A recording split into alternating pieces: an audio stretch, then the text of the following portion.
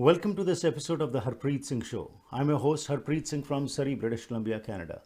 In today's program, we'll be talking to Ellis Ross, who is a candidate for the BC leadership race, which is happening in February 2022. And along with that, we'll have Ken Herar, who is a councillor in Mission and is supporting Mr. Ross. So let's get over to them and continue with the discussion as to what is the vision of Mr. Ross for British Columbia and especially the Liberal Party and what are his plans. Good evening, Mr. Ross. Welcome to the program. How are you? I'm very well, Harpreet. How are you doing? I'm doing great. Thank you. And welcome, Ken. How are you? Good. Nice to see you again, Harpreet. Thank you. So, Mr. Ross, we would like to start off with you. If you could give a little bit of your introduction. We know that you jumped into provincial politics 2017. But what is your background? And you are an MLA from Terrace. So, could you tell a little bit about yourself? Okay, I represent the riding of Skeena, which includes Kitimat Village, Kitimat Townsite, Terrace, as well as Niska, Kitsim-Kalem, and Kitsalas. And I actually became an MLA in 2017. And why I did it was because previously I was a chief councillor for Haida Nation Council, but I was very discouraged that LNG, specifically LNG Canada, the $40 billion project that was slated for our territory, was stalled. So I've been working on LNG from 2004 to 2017. And so I thought, if I'm going to get LNG approved and built in BC, I've got to get to a higher level. So previous to that, the BC Liberals have been asking me to run for them. And so I finally said, yes, okay, it's time for me to move up and help BC, get to a better place in terms of the economy. Mm-hmm. Okay. And Ken, you have been supporting Mr. Ross. So what is your association with him and why do you find him to be a candidate who can lead the Liberals for a win? Well, I met Mr. Ross at the Dartmouth Awards in October, just by accident, actually. We just kind of bumped into each other. We had a conversation. He was very gracious to me. He listened to my concerns, my issues, what felt, what were important to me, and we connected. And from there on, we've established a strong relationship with each other.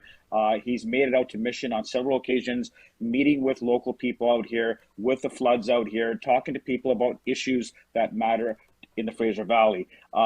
And also, as you know, Harpreet, you've been with Secretary for Diversity on many occasions. Diversity is very important to me. How can we build stronger communities? Mr. Ross has that capability of building stronger communities. He understands that. He comes from that background, and I think he'll build a better province. Mm-hmm. Thank you. So, Mr. Ross, the question that arises right now is that there are many other candidates also who are in this race, and everybody is coming up with a vision for British Columbia. And especially the Liberal Party right now leads a leader who can lead the party for a win when the next elections happen. So presently, what is the status when you see yourself in comparison with the other candidates? What is your confidence level and why do you feel that you would be the right person who can lead this party?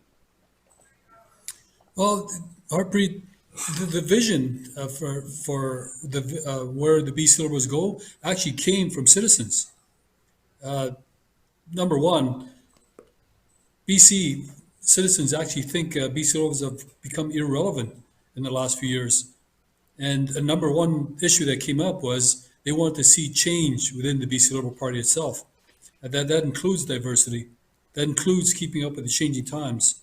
That includes acknowledging that BC is growing at 50,000 people every year.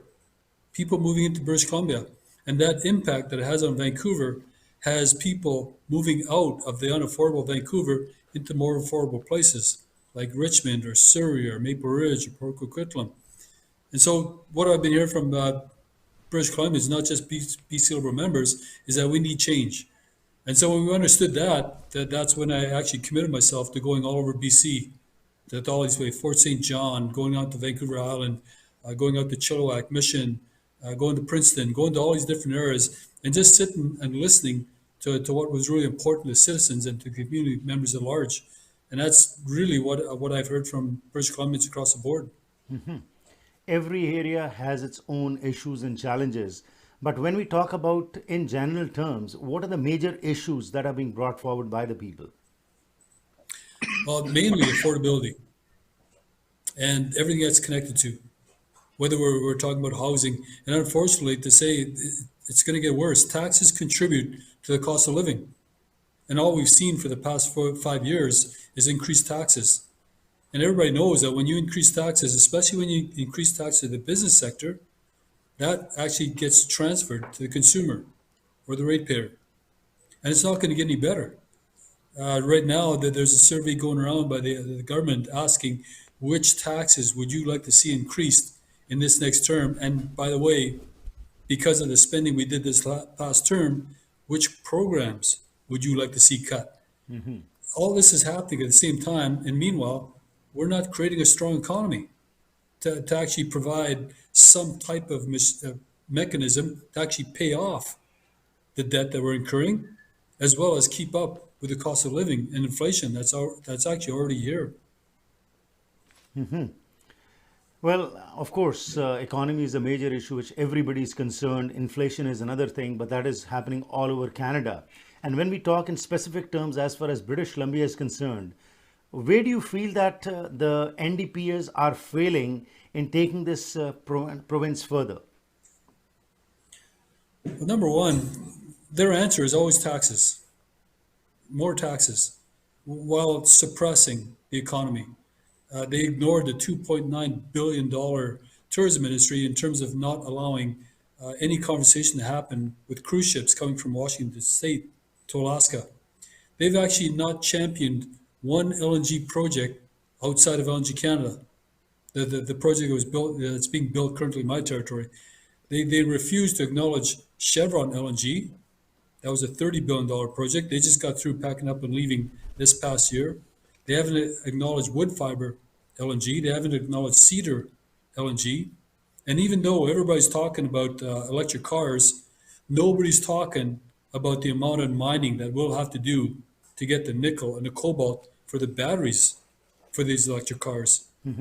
So at the same time, we're also not acknowledging, as a BC government, we're living in a global economy. Why did we shut down the trade offices in Beijing?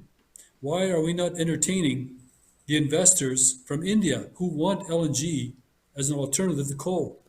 Why are we not entertaining South Africa who wants our lumber products as well as our building standards to build houses in South Africa? I mean, suppressing the economy here while increasing taxes and increasing rates, that is not the way to build a healthy province, much less build healthy communities. And now we're seeing forestry cuts that'll affect 18,000 jobs across BC. None of this with no consultation, no real studies. It's just the heavy-handed of a majority government. Well, that's what is the present condition when you are in majority. Of course, you do things. This happened during the previous liberal regime also, and that is why the people brought a change, and that is, as you say, is happening again. Could you be more elaborate when we talk about taxes? Because when we see for the common person, the government claims that they have reduced the MSP, the ICBC rates have gone down, and the taxes burden on the people has been reduced. But while you are saying that the taxes are increasing, could you please elaborate on that? Well, it wasn't just tax, it was a downloading of costs onto the business community. Corporate income tax, for instance, is 14%, whereas, say, someplace like Alberta is 8%. We're not competitive when we're talking about attracting businesses to BC. If anything, we're pushing them out. I've got a lot of people coming to Kitimat and Terrace, coming to my office talking about how they want to build things in Terrace and Kitimat, an OSB plant, for example, or a value-added plant for LNG to make plastics or fertilizers in the form of methanol. But once they see our cost structure, once they see the corporate taxes, once they see the politics, then they leave. They leave for Alberta, they leave for the United States. And it's not just that. Every cost that you think about that was actually covered by the BC government was now downloaded onto businesses. And businesses, they'll either pass that cost onto the consumer or they'll just pack up and leave. I mean, this is the whole point of competitiveness. My whole point is, if you bring up the economy to match inflation and cost of living, you won't have to rely on those high taxes. Government will have a different source of revenues. They won't have to keep relying on increasing taxes for citizens, like the corporate income tax rate, or transferring MSP onto businesses. That MSP cost is going to come back to consumers anyway. That's just what businesses do. Every cost that's transferred to business gets transferred down to us as consumers. Right. Okay. Mr. Ross and Ken, it's time for a short break. We'll go for a break. We'll be shortly back. Sure. And as you have mentioned these major points, what will be your vision if you are elected as a leader? How will you try to bring about the changes, what you are talking about? Because people are losing faith in the politicians. When it's an election or when it's a leadership race, a lot of promises are made. But once that person or that party comes into power, then it's again, what they want, they just do that. So we'll talk all about this after this short break. ਕੀ ਤੁਸੀਂ ਸਰੀ delta Richmond Abbotsford ਜਾਂ Vancouver ਵਿੱਚ ਨਵਾਂ ਘਰ ਬਣਾਉਣ ਬਾਰੇ ਸੋਚ ਰਹੇ ਹੋ ਜਾਂ ਫਿਰ ਪੁਰਾਣੇ ਘਰ ਨੂੰ ਰੈਨੋਵੇਟ ਕਰਨਾ ਚਾਹੁੰਦੇ ਹੋ? ਤੁਹਾਨੂੰ ਲੋੜ ਹੈ ਇੱਕ ਤਜਰਬੇਕਾਰ ਬਿਲਡਰ, ਇੱਕ ਕ੍ਰੀਏਟਿਵ ਇੰਟੀਰੀਅਰ ਡਿਜ਼ਾਈਨਰ ਦੀ ਜੋ ਤੁਹਾਨੂੰ ਸਹੀ ਤਰ੍ਹਾਂ ਗਾਈਡ ਕਰ ਸਕਣ ਤੇ ਤੁਹਾਡੇ ਸੁਪਨੇ ਦੇ ਘਰ ਨੂੰ ਉਸਾਰ ਸਕਣ। ਅੱਜ ਹੀ ਕਾਲ ਕਰੋ ਹਰਪ੍ਰੀਤ ਜਾਂ ਸੰਦੀਪ 6048259295 ਉੱਤੇ। ਪਾਪਾ ਤੁਸੀਂ ਅੱਜ ਕਿਉਂ ਉਦਾਸ ਹੋ? बेटा, तेरे चाचा दी कोरोना वायरस करके डेथ हो गई है क्योंकि उसने मेरे कहने के बावजूद भी टीका नहीं लगवाया। ਚਾਚਾ ਜੀ ਤਾਂ ਪੜ੍ਹੇ ਲਿਖੇ, ਸਿਹਤਮੰਦ ਅਤੇ ਰੋਜ਼ ਐਕਸਰਸਾਈਜ਼ ਕਰਨ ਵਾਲੇ ਸਨ, ਫਿਰ ਉਹਨਾਂ ਨੇ ਟੀਕਾ ਕਿਉਂ ਨਹੀਂ ਲਗਵਾਇਆ? ਉਸ ਨੂੰ ਡਰ ਸੀ ਕਿ ਇਸ ਟੀਕੇ ਦੇ ਮਾੜੇ ਪ੍ਰਭਾਵ ਹੋ ਸਕਦੇ ਹਨ ਅਤੇ ਇਹ ਸੁਰੱਖਿਅਤ ਨਹੀਂ ਹੈ। ਹਾਲਾਂਕਿ ਮੈਂ ਉਹਨੂੰ ਬਹੁਤ ਸਮਝਾਇਆ ਕਿ ਇਹ ਸਭ ਅਫਵਾਹਾਂ ਹਨ ਅਤੇ ਇਹ ਟੀਕੇ ਵਿਗਿਆਨਿਕਾਂ ਅਤੇ ਡਾਕਟਰਾਂ ਦੀ ਮਿਹਨਤ ਅਤੇ ਖੋਜ ਦਾ ਨਤੀਜਾ ਹਨ। ਪਾਪਾ ਹੁਣ ਤਾਂ ਸਾਡੇ ਸਾਰੇ ਪਰਿਵਾਰ ਦੇ ਮੈਂਬਰਾਂ ਨੂੰ ਟੀਕਾ ਜ਼ਰੂਰ ਲਗਵਾ ਲੈਣਾ ਚਾਹੀਦਾ ਹੈ। ਸਿੱਖ ਹੈਲਥ ਫਾਊਂਡੇਸ਼ਨ ਦੀ ਅਪੀਲ ਹੈ ਕਿ ਅੱਜ ਹੀ ਵੈਕਸੀਨੇਸ਼ਨ ਕਰਵਾਓ ਅਤੇ ਆਪਣੇ ਨਾਲਦਿਆਂ ਨੂੰ ਵੀ ਟੀਕਾ ਲਗਵਾਉਣ ਦੀ ਪ੍ਰੇਰਣਾ ਕਰੋ। ਆਓ ਅਸੀਂ ਸਿੱਖ ਹੈਲਥ ਫਾਊਂਡੇਸ਼ਨ ਦੀ ਇਸ ਮੁਹਿੰਮ ਦਾ ਹਿੱਸਾ ਬਣੀਏ। है जुल्म ढाने का अंदाज भी कितना हंसी, हमारी जान पर बनाई है जब जब उसने अंगड़ाई ली। कभी खामोश रहते हैं, कभी शोर होता है। मोहब्बत में शरारत का मजा कुछ और होता है। दिल को जज्बात का तोहफा, खामोशियों को बात का तोहफा, खूबसूरती में जड़ी नजाकत अदाओं की चांद से मुखड़े को चांद सा तोहफा। भारत ज्वेलर्स, सच्चे प्यार की चमक जैसा। फाइल बिजनेस सेंटर सरी।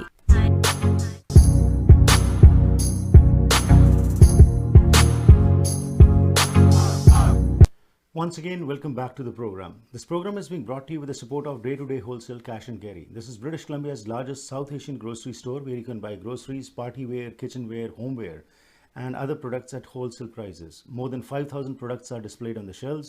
For best prices, unique grocery buying experience and high-quality products, come to 7843 128th Street, Surrey, 7843 128th Street, Surrey, 604-503-8787, 604-503-8787। ਸਾਡੇ ਅਗਲੇ ਸਹਿਯੋਗੀ ਹਨ Agnihotri immigration consulting. Temporary status PR ਨਵੇਂ ਹੋ ਕੈਨੇਡਾ ਵਿੱਚ, ਅੰਤਰਰਾਸ਼ਟਰੀ ਵਿਦਿਆਰਥੀ ਹੋ, ਸਿਟੀਜ਼ਨਸ਼ਿਪ ਲੈਣੀ ਹੈ, ਹਾਇਰ ਕਰਨੇ ਫੋਰਨ ਵਰਕਰਸ, ਐਕਸਪ੍ਰੈਸ ਐਂਟਰੀ ਬਾਰੇ ਜਾਣਕਾਰੀ ਲੈਣੀ ਹੈ ਜਾਂ ਫਿਰ ਸਪਾਂਸਰ ਕਰਨੇ ਪੇਰੈਂਟਸ ਜਾਂ ਗ੍ਰੈਂਡ ਪੇਰੈਂਟਸ, ਤਾਂ ਤੁਸੀਂ ਸੰਪਰਕ ਕਰੋ ਨੀਰਾ ਅਗਨੀਹੋਤਰੀ ਨਾਲ। 2006 ਤੋਂ ਸਰਟੀਫਾਈਡ ਇਮੀਗ੍ਰੇਸ਼ਨ ਕੰਸਲਟੈਂਟ ਵਜੋਂ ਇਹ ਕੰਮ ਕਰ ਰਹੇ ਨੇ। For honest and reliable information call her at 604-597-2284, 604-597-2284, 127-88-76 A Avenue, Surrey. Neera Agnihotri, Certified Immigration Consultant. So today we are talking to Ross Ellis and we have Ken Herar with us. Let's get them back and continue with the discussion. Mr. Ross, before the break, what we were talking was about the high taxes which the business people are confronted with, and this government is not at all giving any respite to them, and taxes are being increased for them. So now let's come to you now as to what is your vision for the business people in British Columbia, because nothing can succeed unless the businessmen succeed, and they are the ones who provided the jobs. But if they are leaving the place, it is because of the high taxation. So what do you have in plan for them? Well, number one, you've got to stop the bleeding. You can't keep going back and increasing taxes and downloading costs on like what's currently happening. And you got to support them. But it's going to take work. To bring back the tourism industry, for example, we've got to make peace with the United States. And if that was me, as a premier, I would have went down to talk to the leaders of Washington State and Alaska. I would have sent my tourism minister down to kind of straighten it out. I would have sent my trade minister down there. But more importantly, I would have sent the trade minister and tourism minister all across the world and tell them we're open for business. At the same rate, you got to think about the cost structure for business in BC. It's just not competitive. 14% corporate income tax is just not enough. Now I'm willing to actually reduce those corporate income tax rates if the corporate community can show to me that yes, they're part of the community and they're actually willing to support their laborers. And this is what was happening long before 2017. This is why I supported economic development so much. I saw what the private sector was doing for communities. So when you chase out the private sector, many people know this. When you chase out the private sector from our communities, services are right behind them. So when you lose an economy in your community, the doctors start to leave town, the nurses start to leave town, lawyers start to leave town. It's actually a domino effect. And so people are saying that small businesses are the backbone of our province. I agree. I go further though. The business community and the private sector are the backbone of our communities, the backbone of our province. Without a thriving economy, without a strong business sector, our communities suffer, and ultimately, what's most important to me, people suffer. And I don't like to see people suffering no matter where you're living in BC.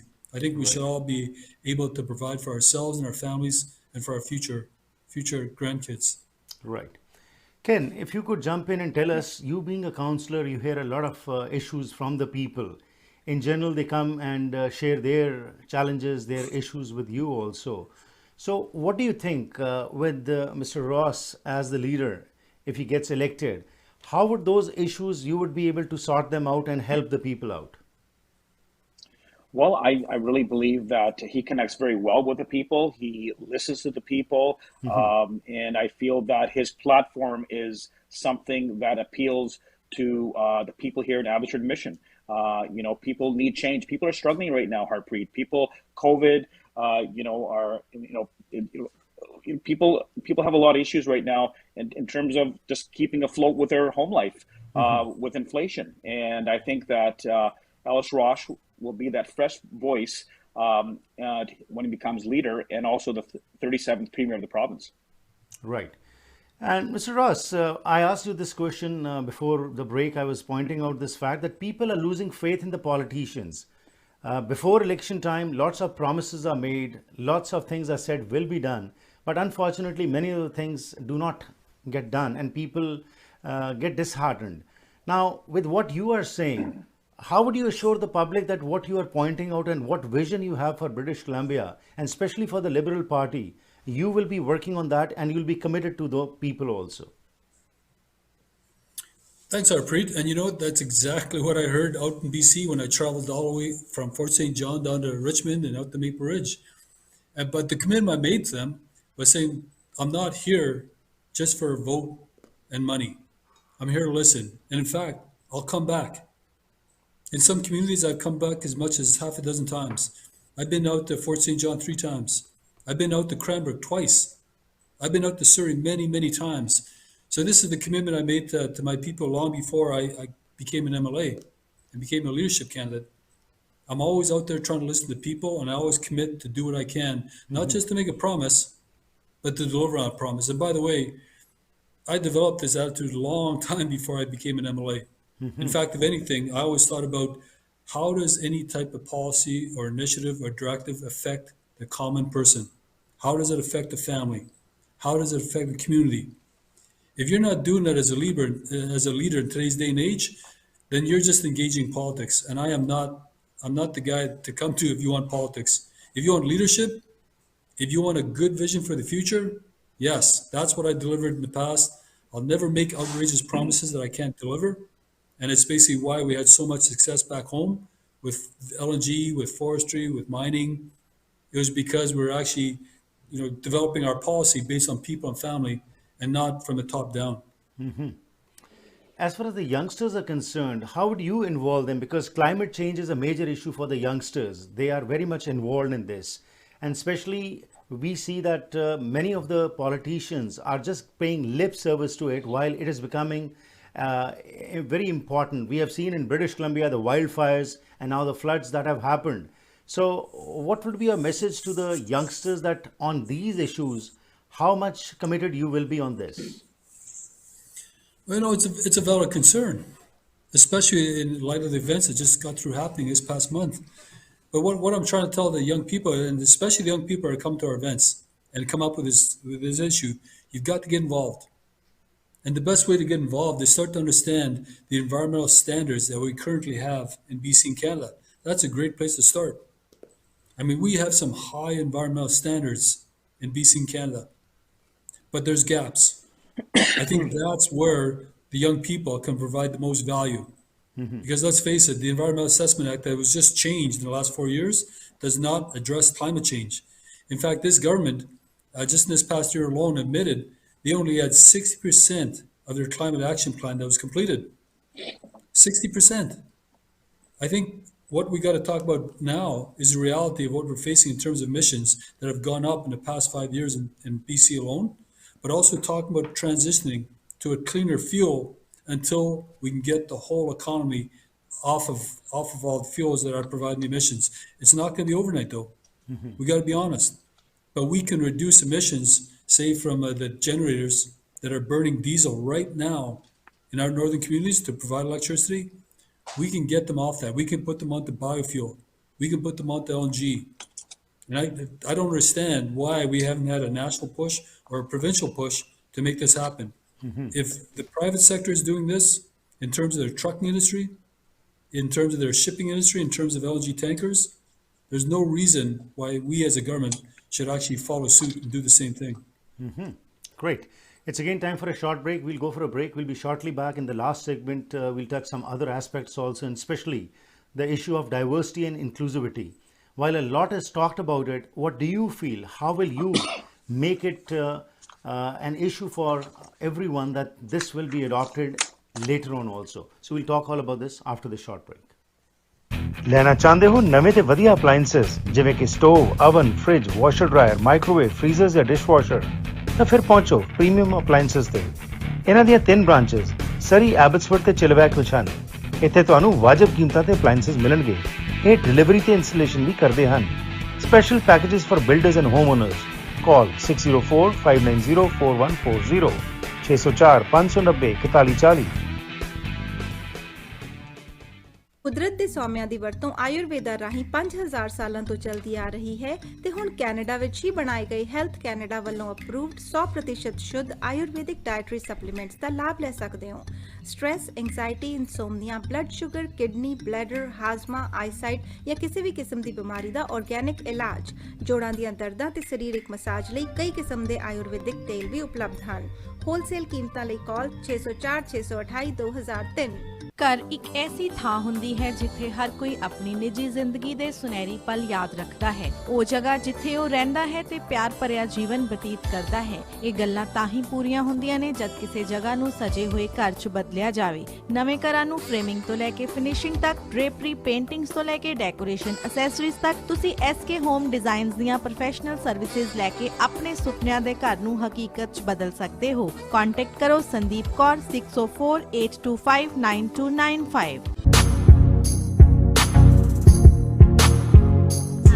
Once again, welcome back to the program. This program is brought to you with the support of AMC Insurance. If you're looking for home, auto, travel, business, life or recreational insurance, you can depend upon them. They have 9 branches in the Lower Mainland to serve you, and they're open 7 days a week from 8:30 a.m. onwards till 9 p.m. For more information, call 604-507-6666. ਸਾਡੇ ਅਗਲੇ ਸਹਿਯੋਗੀ ਹਨ best home kitchen ਕੈਬਨਿਟਸ। ਘਰ ਦੀ ਸ਼ਾਨ ਹੁੰਦੀ ਹੈ kitchen ਤੇ ਇਸ ਨੂੰ ਸੋਨਾ ਬਣਾਉਣ ਵਿੱਚ best home kitchen ਕੈਬਨਿਟਸ lower mainland ਵਿੱਚ ਇੱਕ ਜਾਣੀ ਪਛਾਣੀ ਕੰਪਨੀ ਹਨ। ਕਸਟਮ ਹਾਈ ਐਂਡ ਘਰਾਂ ਤੋਂ ਲੈ ਕੇ ਮਲਟੀ ਯੂਨਿਟ ਪ੍ਰੋਜੈਕਟਸ ਇਹ ਕਰਦੇ ਨੇ। ਹਰ ਤਰ੍ਹਾਂ ਦਾ ਸਪੈਸ਼ਲ ਕੈਬਨਿਟ ਦਾ ਕੰਮ ਕਰਾਉਣ ਲਈ ਬੈਸਟ ਹੋਮ ਕਿਚਨ ਕੈਬਨਿਟਸ ਨੂੰ ਯਾਦ ਰੱਖੋ। ਕਾਲ ਕਰੋ Surjit Dhesi 604-591-8171। Our guests today are Ellis Ross and Ken Herar. Ellis Ross is running for the leadership of the BC Liberal Party and the elections are happening in February 2022. So we are talking to him and learning from him about his vision as to how he plans to bring British Columbia forward. Let's get back to him and continue with the discussion. So Mr. Ross, what do you have to say about inclusivity and diversity? While we are seeing the demographics are changing a lot, but that is not reflected in actuality in the government offices or other places. So what will be your plan for this?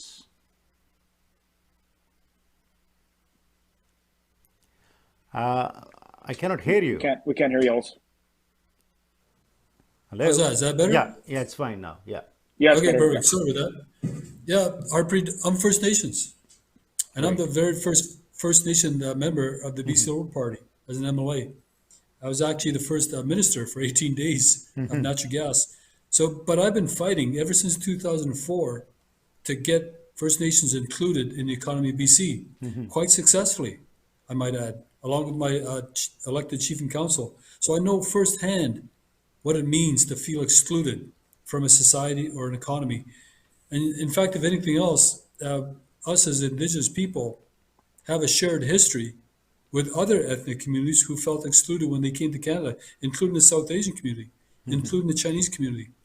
And so I think that's why there's so much interest from these ethnic communities to join our campaign, because we have so much in common in terms of how we struggled, our ancestors struggled to get a foothold in Canada, and how to a certain extent, we're still struggling. So I think that's why so many of the ethnic communities are signing up to our campaign, because they understand this is an opportunity not only to get involved with a political party, but also if we're successful, we can actually get involved with government. And so I'm starting to see this movement, just like we said, demographics are changing. I'm starting to see this movement of more ethnic communities saying, yes, we want to get involved, we want to be included, and this looks like the perfect time to do it. Right. I would also like to have your views on the recent floods that happened, the devastation that we saw. The people are not happy with the way the government addressed this issue. It was the job of the government that they should have reached the people who were affected by floods and mudslide. But on the other hand, we have been seeing the community at large has been at least taking the food to the stranded people and still those who have been affected. So how do you feel that had you been in power, how would you have addressed this issue? You know, to be honest, I'm surprised and shocked that there was no real effort made, not only in terms of emergency plan to be implemented, but also to reach out to those communities. I mean, I'm an MLA for Kitimat. It's hard for me to get around and down to the Lower Mainland.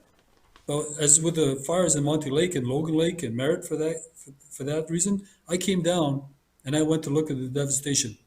I went to talk to people. When it came to floods, I just got back from Mission, Princeton. Last week, I was in Abbotsford. I was in Merritt. I was in all these places. So if an MLA from Kitimat can make it out to all these places and talk to people, whether it be forest fires or floods, why couldn't the government do it? They have access to helicopters. In fact, I was talking to an airline company that said they were waiting for the provincial government to push the emergency button so they could be mobilized to get their equipment in place to actually help the communities that we're talking about who are in distress. Because it takes a private company 72 hours to get prepared under the BC emergency plan, but they were never called upon. In fact, when I just got back from Merritt, I got back from and looking at the devastation there, no government people. I was the only one, I was the only MLA wandering around there, and I was actually trying to support the efforts of the local MLA, Jackie Taggart, who's been asking for help for forest fires and floods, but no government people. And these people are actually on their own, cleaning out their basements, their crawl spaces, their yards. They're throwing out all their furniture, all their clothing, all their washers and dryers and dressers, and no government. It actually, not till I left, did the Solicitor General actually tour Merritt, not till after I left. And so I don't understand why this government refused to act in an emergency situation. By the way, in my previous job, it was my job to actually develop an emergency plan and implement it. It was hard, but we did it. And we did it on behalf of people. That's how we did it. And that's why I encourage so much economic development, because we had the funds to do it, but more importantly, we had leadership to do it. I just don't see that kind of leadership at the provincial level, and people are paying the price for it. They're the ones that are suffering. So you assure the people that you will show that kind of leadership when you get elected, and there will be an emergency plan, and in case of such disasters, people will not be left stranded for themselves, to be looking after by themselves. Oh, without a doubt. In fact, if anything, the emergency plan that is in place right now, it's there right now. It wasn't used. But now, given what happened in the last month, we're going to have to relook at that emergency plan and actually make the standards even better. Because what we saw in terms of the highways coming in and out of Vancouver was unprecedented. We're going to have to build back better, but more importantly, we're going to have to prepare for those types of emergencies now, because now it affects everything. It affects the quality of life. It affects supply chains. It affects the cost of living. It even affects your ability to go to a gas station, get gas so you can drive to your doctor's appointment, or drive your kids to school, or go to work. I can't believe that this wasn't looked at. So number one, the people have got to be looked after. For that, we got to look at the emergency plan, understand why it wasn't implemented, and we've got to make it better so we can respond for people. That's what we got to do, and that's what I committed to the people of British Columbia. And what we find ourselves over here is that there is lack of industry. There is hardly any industry, and people are migrating towards Ontario, towards Toronto and other places. So once elected, will this also be a top priority for you to bring in more industry into British Columbia? Oh, without a doubt. I mean, I've been to the communities surrounding Vancouver, and basically what they're saying is the only economy we have in British Columbia is selling houses. And people want to invest here. They want to come in, they want to manufacture things in BC. But it's either the high cost of land that they can't get over, they got the too high taxes, or there's too much bureaucracy. Now, where I came from, we had the same issues, but we got over it. We solved it. That's why forestry was flourishing for us. That's why LNG was flourishing. That's why mining was flourishing. But you've got to have the right leadership. You've got to have the right landscape to tell investment. You can come in. You know, the idea of manufacturing fertilizer out of natural gas, that's a real thing. In fact, up in our area, outside of Prince George, a company came in and they said, we want to take natural gas and we want to make rural quality plastic for the airplane industry, for the electric car industry. They didn't get a good welcome. So what do? We send natural gas over to Asia. They make it into plastics, they make it into fertilizer, and they send it back to us. So we buy products off of them. We send crude oil from Alberta into Washington State.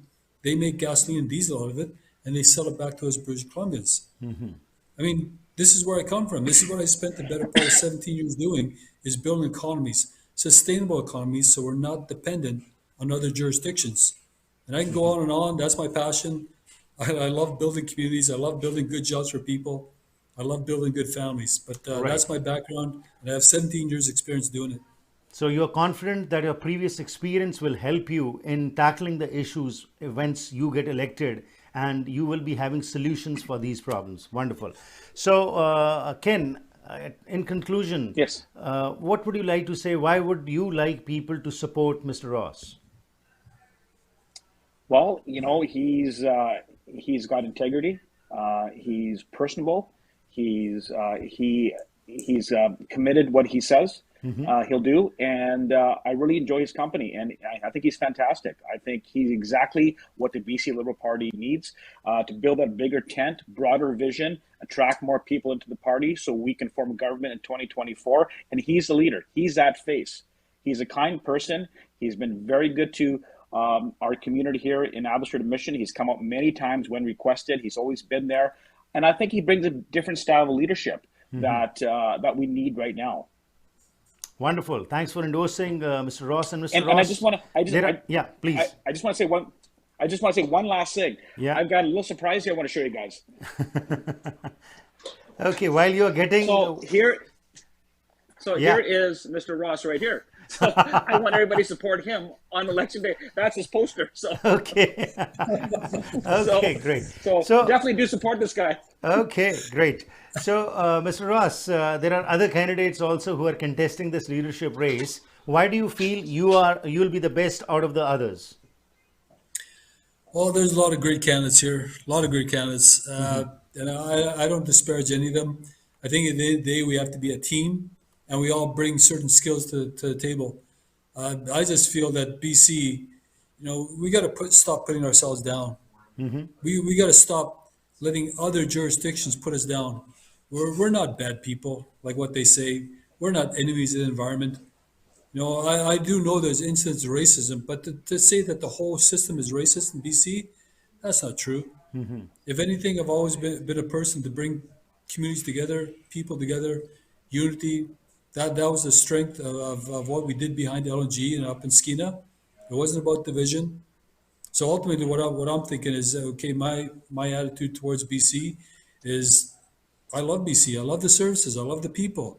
We can make it stronger. We got to get away from the division politics, and we can make it economically stronger. So my kids, and your grandkids can have a good paying job and buy a house in the same community they grew up in.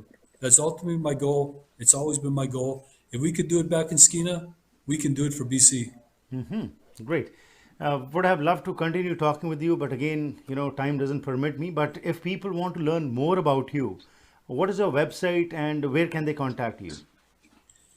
You can go to supportellis.ca, and it's even on our, where is our website? Wonderful. ellisross.com. Where's supportellis.com. Yeah. Okay. So support Ellis.ca. It's actually supportellis.ca. Yeah. Okay, not com. Is it And CA I'm or on Facebook, com? I'm on Twitter. Yeah. Yeah. Is it supportellis.ca or .com? .ca. Okay, Right, Ken? wonderful. Okay, And I'm on Facebook as well as I'm on Twitter. I'm easy to find. okay. I'm very easy to find. And I Okay, do. wonderful. I- Mr. Ross, Okay. it was a pleasure talking to you, and we hope that once you get elected, the promises of transparency, cutting out on red tapeism, and working for the common people will be your prerogative, and you'll focus on that. Our best wishes to you for February 2022, and we hope things get in your favor and you're able to serve the people. Thank you very much, and best wishes. Thank you, Harpreet.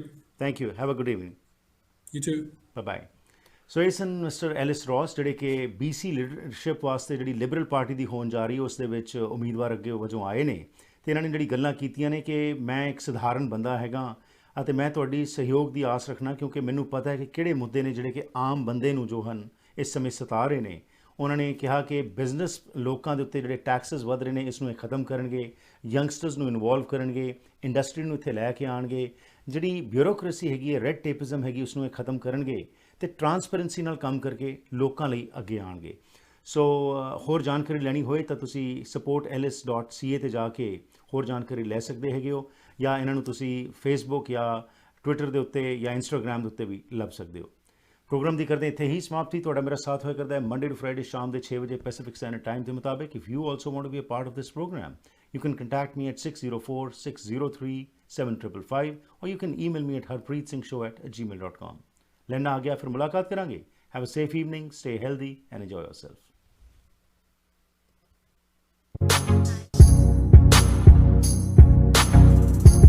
ਜੇ ਕਿਸੇ businessman ਨੂੰ ਕੋਈ ਪਿਆਰ ਕਰਦਾ ਹੈ ਤਾਂ ਕੀ ਵਜ੍ਹਾ ਹੋ ਸਕਦੀ ਹੈ? ਸੁਖੀਬਾਟ ਮੋਟਰਸ ਦੇ ਓਨਰ ਸੁਖੀਬਾਟ ਨੂੰ ਵੇਖ ਕੇ ਇਹ ਗੱਲ ਸਮਝ ਆ ਜਾਂਦੀ ਹੈ। ਇੰਟੈਲੀਜੈਂਸ ਦਾ ਉਦਾਹਰਨ ਇਹ ਹੈ ਕਿ ਕਾਰ ਸੈਗਮੈਂਟ ਤੋਂ ਵੱਖ ਸੁਖੀਬਾਟ ਮੋਟਰਸ ਲੈ ਕੇ ਆਏ ਨੇ ਸਰੀ ਦਾ ਪਹਿਲਾ ਟਰੱਕ ਸੈਂਟਰ, ਜਿੱਥੇ ਤੁਹਾਡੇ ਲੋੜ ਦੇ ਹਿਸਾਬ ਨਾਲ ਤੁਹਾਨੂੰ ਲੋੜੀਂਦੇ ਟਰੱਕਸ ਬਾਰੇ ਗਾਈਡੈਂਸ ਦਿੱਤੀ ਜਾਂਦੀ ਹੈ। ਸਪੇਸ ਮੋਡੀਫਿਕੇਸ਼ਨ ਤੇ ਫਿਊਲ ਐਫੀਸ਼ੀਐਂਸੀ ਸਭ ਨੂੰ ਧਿਆਨ ਵਿੱਚ ਰੱਖਿਆ ਜਾਂਦਾ ਹੈ।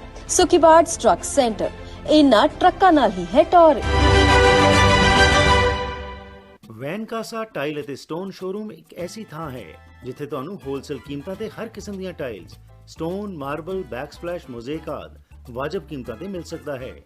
ਇਟਾਲੀਅਨ, ਸਪੈਨਿਸ਼, ਚਾਈਨੀਜ਼ ਪੋਰਸਲਨ ਜਾਂ ਸਿਰੈਮਿਕ ਟਾਈਲਸ ਜਾਂ ਮਾਰਬਲ ਸਪੈਸ਼ਲ ਆਰਡਰ ਤੇ ਜਾਂ ਕਲੀਅਰੈਂਸ ਤੇ ਲੈ ਸਕਦੇ ਹੋ। ਮਾਲਕ ਡਾਇਰੈਕਟ ਟਾਈਲਸ ਇੰਪੋਰਟ ਕਰਦੇ ਹਨ, ਜਿਸ ਕਰਕੇ ਵਧੀਆ ਕੁਆਲਿਟੀ ਦਾ ਸਮਾਨ ਤੁਸੀਂ ਆਪਣੇ ਘਰ ਦਾ ਸ਼ਿੰਗਾਰ ਬਣਾ ਸਕਦੇ ਹੋ। ਅੱਜ ਹੀ ਵਿਜ਼ਿਟ ਕਰੋ 130428 ਐਵਨਿਊ ਸਰੀ। ਪੰਜਾਬੀ ਹਿੰਦੀ ਵਿੱਚ ਗੱਲ ਕਰਨ ਲਈ ਕਾਲ ਕਰੋ 604 330 7363 604 330 7363।